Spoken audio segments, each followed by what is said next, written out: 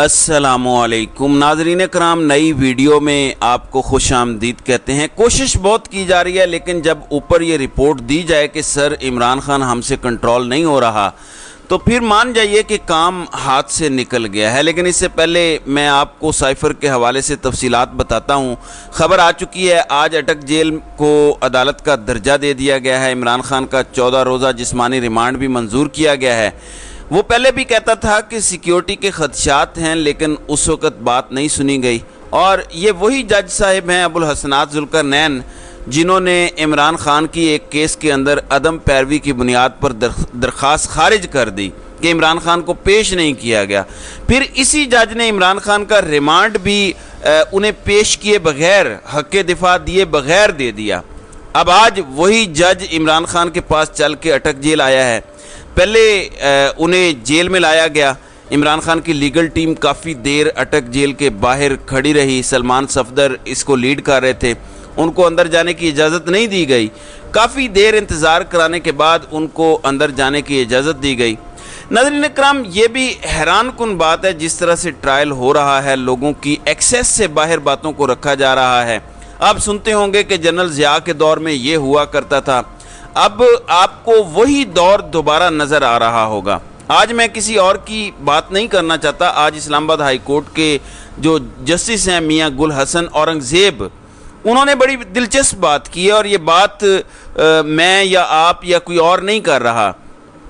High court के एक जज हैं जो ये बात कर रहे हैं। वो कह रहे हैं कि 2023 आइन और अदलिया पर अमल दरामद के लिहाज से तारीख तरीन साल है और हम मुश्किल वक्त से गुजर रहे हैं। इससे आप अंदाज़ा लगा लीजिए, अगर जजेस ये कह रहे हैं कि ये साल बदतरीन साल गुजरा है, पीपल्स पार्टी और नून लीग को अपनी गिरेबानों में झांकना चाहिए जिनकी वजह से ये साल गुजरा है। और वो आप सब जानते हैं, ये जनरल ज़िया के दौर से बदतर दौर है जब से इस वक्त जिससे इस वक्त पाकिस्तान गुजर रहा है। क्या जनरल ज़िया कामयाब हो गया था? जनरल ज़िया के हवाले से सब जानते हैं कि वो भी इलेक्शन से भागता था, ये भी इलेक्शन से भागते हैं। उसने भी 90 रोज़ में इलेक्शन करवाने का झूठ बोला और इक़्तिदार पर काबिज़ हो गया। कमोबेश इस वक्त भी यही सूरत हाल है। इससे आप अंदाज़ा लगा लीजिए कि रात को राना सनाउल्लाह कह रहा था कि कुरानी सहीफ़ा तो नहीं है कि 90 रोज़ में ही इलेक्शन हो, फरवरी में हो जाएंगे। बिल्कुल ठीक कह रहे हैं आप। कुछ हफ्ते पहले इसहाक डार ने असम्बली फ्लोर पर खड़े होकर कहा था कि व्हाट इलेक्शंस, कौन सी कयामत आ जाएगी अगर 90 रोज़ में इलेक्शन ना हुए। तो जनरल ज़िया के वारिसीन हक बजानिब हैं, क्योंकि जनरल ज़िया भी मुकर गया था ये बात करके। तो जनरल ज़िया की बाकियात भी उस जैसी मकार और धोखेबाजी होंगी, इसलिए इनका ऐसे बयानात देना बनता है। नाज़रीन इकराम, मैं इमरान खान के हवाले से आपको बता दूं, एक तो इमरान खान के वकला कह रहे हैं कि इमरान खान के ख़िलाफ़ ऑफिशियल सीक्रेट एक्ट का मुकदमा बनता ही नहीं है। पहली बात तो ये है। अच्छा, इमरान खान जो कहता था कि साइफ़र की तहकीकात कर लो, वो तहकीकात नहीं की गई। फिर कहा जाता रहा कि इमरान खान ने सादा पेज लहराया। फिर राना सनाउल्लाह की वो स्टेटमेंट के साइफ़र तो वजारत ख़ारजा में मौजूद है। लेकिन असल मकसद चूँकि इमरान खान का ट्रायल करना है, और ट्रायल भी ऐसा कि जो कम अज़ कम फेयर ट्रायल के तकाज़ों पर किसी भी लिहाज से पूरा उतरता दिखाई नहीं दे रहा। अब पाकिस्तान तहरीक इंसाफ ने अटक जेल मुंतकली के हुकूमती फ़ैसले को भी मुकम्मल तौर पर मुस्तरद कर दिया है। जज अबुल हसनात जुल्करनैन ने इमरान खान का 14 रोज़ा जिस्मानी जुडिशल रिमांड जो है वो मंजूर किया है। तो 13 सितंबर तक इमरान खान अब जेल में रहेंगे, जबकि उनकी दरख्वास्त ज़मानत पर समात 2 सितंबर को मुकर्रर की गई है। अब PTI ने सुप्रीम कोर्ट ऑफ पाकिस्तान से दस्तूर मुमलिकत से खुली बगावत के फौरी नोटिस की इस्तदा की है और ये कहा है कि फेयर ट्रायल के तकाजे पूरे नहीं किए जा रहे। मुनसिफाना समात का बुनियादी हक आइन देता है, जबकि उनके मुताबिक बेइंसाफ़ी की बुनियाद रख दी गई है। जिस तरह से तोशा खाना के अंदर किया गया, वही कुछ अब साइफ़र के अंदर किया गया है। सलमान सफदर का कहना था कि ये चूँकि स्टेज अब ज़मानत की बनती है, तो वो ज़मानत की दरख्वास्त दायर करेंगे और वो दरख्वास्त ज़मानत इस वक्त 2 सितंबर के लिए मुकर्रर हो गई है।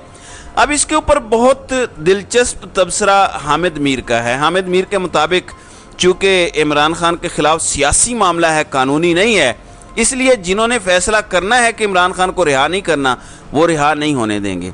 इसकी मैं आपको वजह बता देता हूँ। जो मैं आपको कह रहा हूँ कि इमरान खान कंट्रोल नहीं हो रहे, ناظرین کرام مسئلہ یہ ہے کہ وہ لندن بھیجنا چاہتے ہیں، عمران خان لندن نہیں جانا چاہتا، وہ جس کو لندن سے پاکستان لانا چاہتے ہیں وہ لندن سے پاکستان واپس نہیں آنا چاہتا۔ مسئلہ یہ ہے۔ اب میں آپ کو اسلام آباد میں بڑی قربانیاں اور بڑی اکھاڑ پچھاڑ جو معاملہ ہے اس پر میں بات کرتا ہوں۔ ہوا یہ کہ رات کو اچانک الیکشن کمیشن آف پاکستان نے ایک نوٹس جاری کیا اور کہا کہ خیبر پختونخوا کے چیف سیکرٹری کو ہٹایا جائے۔ یہ غیر جانبدار نہیں ہے۔ پہلی بات تو یہ ہے کہ اگر غیر جانبداری کی بنیاد پر کچھ کرنا ہے تو پھر پنجاب کے وزیر اعلیٰ کو پہلے ہٹائیں، پھر خیبر پختونخوا کے وزیر اعلیٰ کو ہٹائیں، پھر اس نگران وزیر اعظم انوار الحق کاکڑ کو ہٹائیں۔ ایون کل نگران وزیر داخلہ سرفراز بگٹی کہہ رہا تھا کہ عدالتیں عمران خان کے حق میں کام کر رہی ہیں۔ کوئی نگران بھی اس طرح کی بات کر سکتا ہے؟ تو یہ چیلے چانٹے بوٹ پالشی اس وقت اوپر بیٹھے ہیں۔ خیر پتہ یہ چلا جب یہ معلوم پڑا کہ خیبر پختونخوا کے جو چیف سیکرٹری ہیں ندیم اسلم چودھری، ان کو ہٹانے کا حکم دیا گیا اور کہا کہ سیکرٹری خیبر پختونخوا صاف شفاف منصفانہ انتخابات میں معاونت نہیں کر رہے، اس لیے ان کو عہدے سے ہٹا کر نیا مستعد قابل افسر تعینات کیا جائے۔ ویسے اگر تو الیکشن میں معاونت نہیں کر رہے تو سکندر سلطان راجہ کو ہٹایا جانا چاہیے، ان کے ممبران کو ہٹایا جانا چاہیے جو الیکشن نہیں کروا رہے۔ لیکن اصل بات یہ ہے ندیم افضل چودھری کو اس لیے ہٹایا جا رہا ہے کیونکہ کہا گیا تھا کہ خیبر پختونخوا میں جو چند روز پہلے الیکشنز ہوئے ہیں ان الیکشنز میں پاکستان تحریک انصاف نہیں جیتنی چاہیے۔ اب کم سیٹیں ہوں زیادہ سیٹیں ہوں، 14 سیٹیں تحریک انصاف اپنے نشان پر جیتی ہے بلے پہ، جبکہ 36 آزاد امیدوار پاکستان تحریک انصاف کے جیت گئے، مطلب 50 کے قریب 70 میں سے وہ سیٹیں جیت گئے۔ تو یہ ان کو سزا دی گئی ہے کہ کیسے تم نے جیتنے دیا۔ جب کہا گیا تھا کہ پاکستان تحریک انصاف کو روکو تو روکا کیوں نہیں؟ حقیقت یہ ہے کہ یہ ایڑی چوٹی کا زور لگا کے بھی ہار رہے ہیں کیونکہ لوگ جتوا رہے ہیں۔ آپ کیا روکیں گے؟ اگر آپ نہیں روک پا رہے تو چیف سیکرٹری بیچارے کی کیا حیثیت ہے؟ اس لیے اس کی اب قربانی ہو گئی ہے اور اس کو سزا ملنی چاہیے تھی کہ اس کے ہوتے ہوئے پاکستان تحریک انصاف یہاں سے جیتی کیسے؟ پھر جب رانا ثناء اللہ جیسے بدماش یہ کہیں کہ قرآنی صحیفہ تو نہیں ہے 90 دن میں الیکشن، تو الیکشن بھی نہ کروائیں، کچھ بھی نہ کروائیں، کیونکہ کوئی چیز بھی صحیفہ پاکستان میں نہیں ہے۔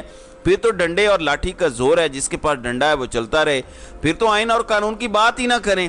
پھر بہت ہی سینئر صحافی، بڑے بڑے صحافیوں کو ہم نے سنا، لیکن وہ اندر سے اتنے ہی چھوٹے اور گھٹیا نکلتے ہیں۔ در حقیقت ایسے لوگ بغض عمران سے بھرے ہوئے ہیں، یہ عمران خان کی نفرت میں کسی بھی حد تک جائیں گے، کسی بھی چیز کو سپورٹ کریں گے، کیونکہ عمران خان کے آنے سے ان کا بہت کچھ بند ہوا ہے۔ اب سلیم بخاری جو انتہائی سینئر صحافی ہیں وہ کیا کہتے ہیں؟ وہ فرماتے ہیں کہ الیکشن اس وقت تک نہیں ہوں گے جب تک چیئرمین پی ٹی آئی اور ان کی جماعت کا مکمل قلع کما نہ ہو جائے۔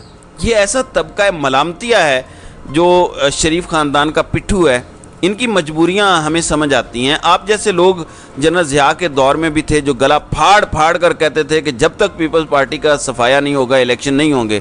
سر جب تک عوام صفایا نہ کرے صفایا نہیں ہوتا، آپ جتنا مرضی گلا پھاڑ پھاڑ کر چیخیں مارتے رہیں کچھ بھی نہیں ہوگا۔ جنرل ضیاء ناکام ہو گیا تھا تو آپ جیسے چیلے چانٹوں کو کون پوچھتا ہے؟ بے شک رانا ثناء اللہ جیسے لوگ کہتے رہیں کہ عمران خان کے خلاف جتنے کیسز ہیں الیکشن تک کلین چٹ ملنا ناممکن ہے، آپ نہ عمران خان کو الیکشن میں اترنے دیں، آپ الیکشن تو ذرا کروائیں نا۔ دیکھ لیں گے، یہ گھوڑا اور یہ میدان ہے، کوئی زیادہ لمبی چوڑی بات نہیں ہے۔ آپ بھی اچھے سے جانتے ہیں کہ پنجاب میں بھی ان کی 2 ٹکے کی اوقات نہیں ہے۔ اب آج کی آپ خبر سن لیں، ڈالر انٹر بینک میں 95 پیسے بڑھنے کے بعد 304 روپے پہ پہنچ گیا۔ پاکستان کا یہ آج کا ہائیسٹ ریٹ ہے، لیکن یہ سارے کس چیز میں لگے ہوئے ہیں کہ ہم نے عمران خان کا ٹرائل کرنا ہے، اور ٹرائل بھی ایسے کرنا ہے کہ جس کی کوئی مثال نہ ہو۔ یعنی کلبھوشن یادو کو ہم نے وکیل دینا ہے، اس کو حقوق دینے ہیں، اس کے لیے آئینی ترامیم کرنی ہے، وہ ٹھیک ہے، لیکن اپنے ملک کے سابق وزیر اعظم کو ہم نے اس طرح سے ٹریٹ کرنا ہے تاکہ آئندہ کوئی وزیر اعظم بننے کا سوچے ہی نہ۔ ایک اور خبر ہے، یہ ذرا ملاحظہ کریں، جیو کے مطابق چیئرمین نادرا اب حاضر سروس فوجی افسر بھی تعینات ہو سکے گا۔ کابینہ نے اس کی منظوری دے دی، اور اعزاز سید کے مطابق کابینہ کے پاس یہ اختیار نہیں تھا، لیکن اس کے باوجود ترمیم کر کے فوجی جنرل صاحب کو چیئرمین نادرا کی پوسٹ پر بٹھا دیا ہے۔ چلیں اچھا ہے، اب آئندہ کوئی سویلین افسر جو غیر فوجی ہے وہ ذرا نادرا کا چیئرمین لگ کے تو دکھائے، پتہ چل جائے گا۔ تو اب آپ جان لیجئے کہ آج کے بعد نادرا کا عہدہ بھی آپ کے ہاتھ سے گیا. اب اس میں حاضر سروس افسران وہیں سے آیا کریں گے. تو یہ اس ملک کی صورتحال ہے. اللہ اس ملک پر رحم کرے, آمین. تو ناظرین کرام, آپ کی اس ویڈیو کے حوالے سے کیا رائے ہے؟ آپ اپنی رائے کا اظہار کامنٹ سیکشن میں ضرور کیجیے گا.